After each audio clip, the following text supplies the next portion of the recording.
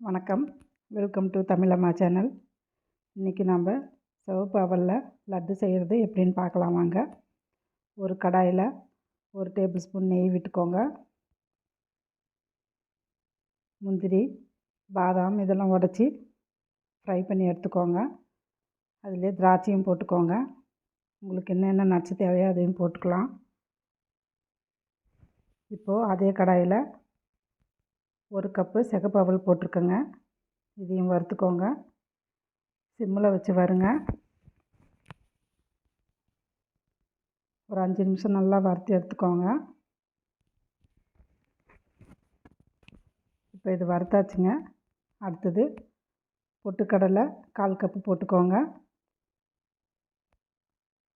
இதையும் நல்லா வறுத்து எடுத்துக்கோங்க.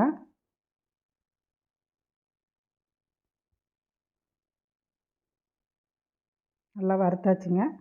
அடுத்தது தேங்காய் துருவல் போட்டுக்கோங்க. இதையும் நல்லா வறுத்து எடுத்துக்கோங்க. எல்லாம் நல்லா வறுத்தாச்சுங்க. இப்போது இது நல்லா ஆறட்டுங்க. பாருங்கள், இந்த அளவுக்கு நல்லா வறுத்து எடுத்தாச்சு. நல்லா ஆறட்டும். ஆறின பிறகு மிக்ஸி ஜாரில் போட்டு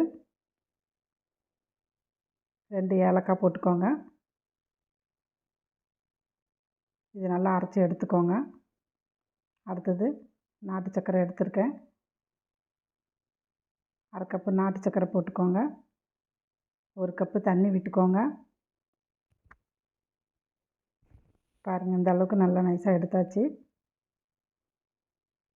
ரொம்பவும் நைஸாக இருக்காது, ரொம்பவும் கொரகொரப்பாக இருக்காதுங்க. இந்த அளவுக்கு இருக்கணும்.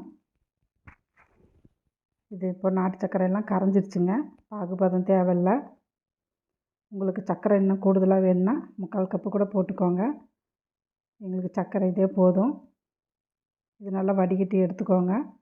அடுத்தது திரும்பவும் கடாயை அடுப்பில் வச்சுக்கோங்க. தண்ணி நல்லா கொதிக்கட்டும். ஒரு பிஞ்சு உப்பு போட்டுக்கோங்க. இனிப்பு சுவையை நல்லா தூக்கி கொடுக்குங்க இந்த உப்பு.